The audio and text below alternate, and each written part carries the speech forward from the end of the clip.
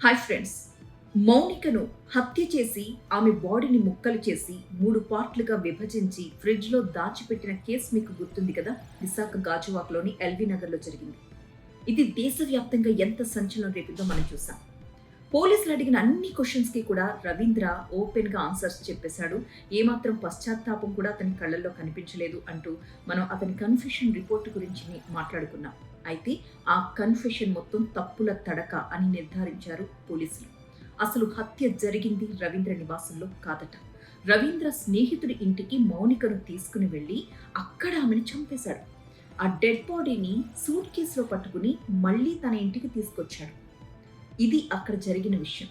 కానీ ఆ రోజు రవీంద్ర ఇచ్చిన కన్ఫెషన్‌లో తన ఇంటికే మౌనిక వచ్చిందని, అక్కడ ఇద్దరి మధ్య వాగ్వాదం జరిగితే తనని తోసేశాను, గట్టి గట్టిగా అరుస్తుంటే నోరు నొక్కాను, ఆ క్రమంలోనే ఆమె ప్రాణాలు కోల్పోయింది అని కదా కన్ఫెషన్ ఇచ్చాడు.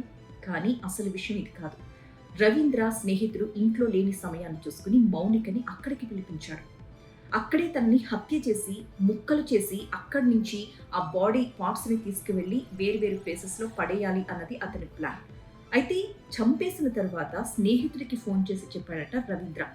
భయపడిపోయిన స్నేహితుడు వెంటనే ఆ డెడ్ బాడీని అక్కడి నుంచి తీసుకుని వెళ్ళు అని చెప్పి వెంటనే రవీంద్ర కుటుంబ సభ్యులకి కూడా రవీంద్ర స్నేహితుడే ఆ విషయాన్ని ఫోన్ చేసి చెప్పాడట. ఈ విషయం పోలీసులు ఎలా తేల్చారు అంటే, ఎప్పుడైతే ఎన్ని గంటలకైతే మర్డర్ జరిగింది అని రవీంద్ర చెప్పాడో ఆ సమయానికి రవీంద్ర ఫోన్ కానీ, మౌనిక ఫోన్ కానీ సిగ్నల్స్ ఆ ఇంట్లో, ఆ ఇంటి సమీపంలో కానీ లేవు. వేరే చోట ఉన్నాయి. అలా రవీంద్ర దొరికిపోయాడు. స్నేహితుడి ఇంట్లో మర్డర్ చేసి సూట్ కేసులో పెట్టి తన ఇంటికి తీసుకొచ్చి అక్కడే ముక్కలు ముక్కలుగా కట్ చేసి ఫ్రిడ్జ్‌లో దాచిపెట్టేశాడు.